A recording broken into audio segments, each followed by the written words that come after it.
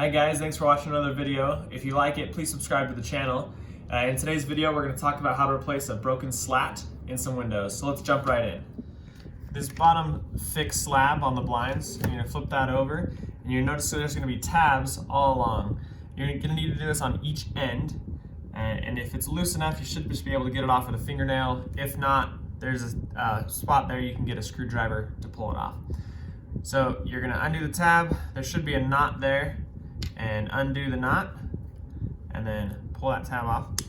And that piece of rope that was pulled through and tied, you're gonna pull that out, and that's gonna be the middle piece, because there's gonna be one rope on each side, and then this middle one is the one you're gonna pull out.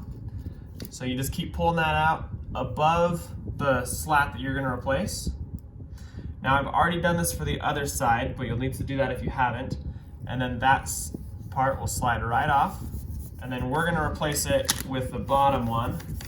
So we're gonna pull that out too and put it in. And you're gonna have to put it on top of the rope that hangs in the middle.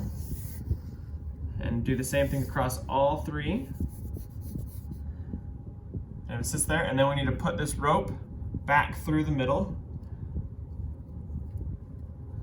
And then do that for each of the blinds below it. And then it's going to go back through the drilled hole on this bottom part.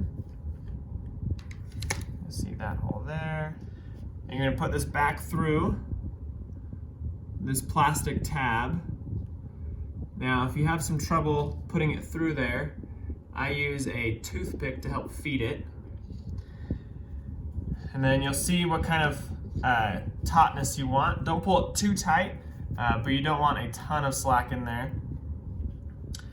And then we'll put that in, tie this knot, and you're good to go.